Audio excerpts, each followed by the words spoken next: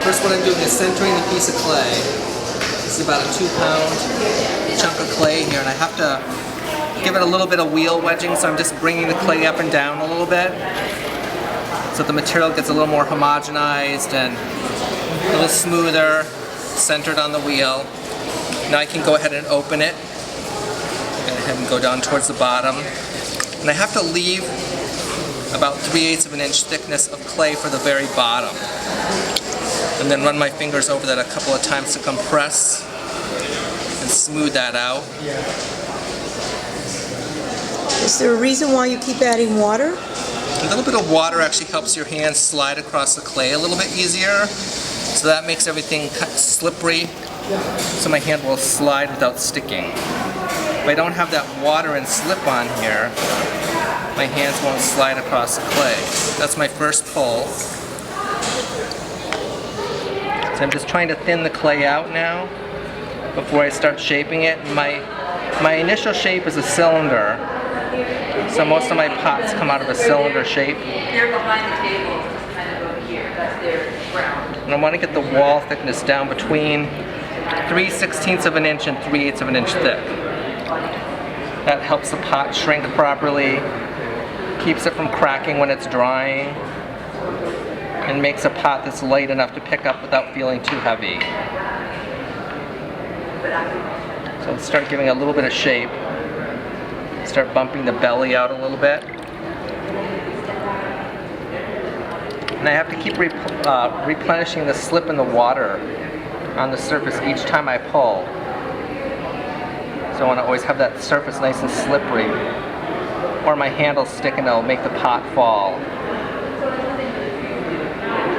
So belly it out a little more. Now to stiffen the clay up a little bit, I'm going to take my metal rib and just run this over the clay, and this helps compress the clay, give it a little more strength, and takes the water off the outside and gives me a nice line. So when I'm painting later on top of the pot, I have a smoother surface to decorate.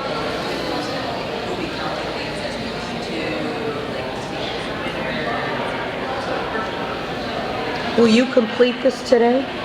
No, this is going to get a handle put on it later, so I'm making this into a pitcher right now. And the form will be done and we'll start drying today. And I'll let it set up to a leather hard state, which is a little stiffer piece of clay, so I can add the handle to it. So the handle will get added on Tuesday, and then the pot will be finished and start drying on Tuesday. Are you a teacher here? Yes, yes. My name's Wayne First. I'm one of the instructors at the Mudflat studio.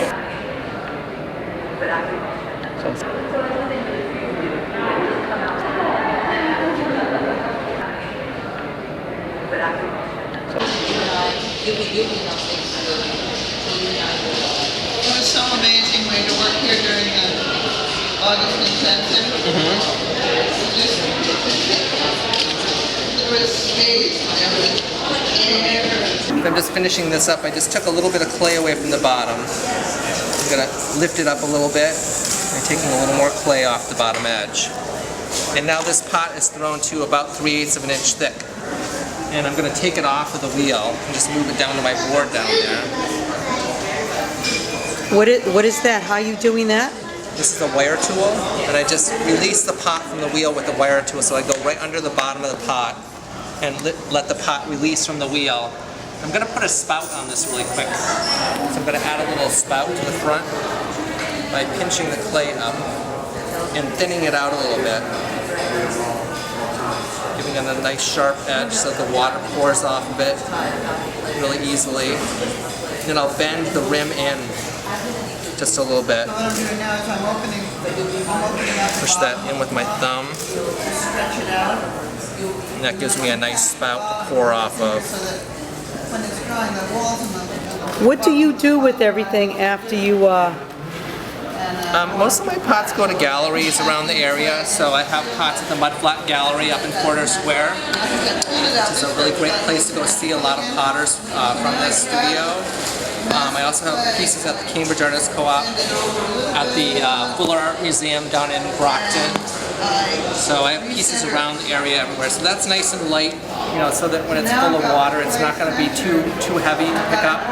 And the handle will go on Tuesday. So as soon as it's dry, I'm going to put the handle on. Now I noticed you're holding your hand around it. Will your fingerprints be indented in the pot? There'll be a little mark there from my hands, but I'll wash that out. Just kind of wipe over it gently and just get rid of that little bit of stuff that's on my fingers and smooth it out a little bit. But that's a nice functional pitcher for somebody's kitchen to put milk or water or lemonade in. So these will all be finished in my class on Tuesday. So I'll use these as demos.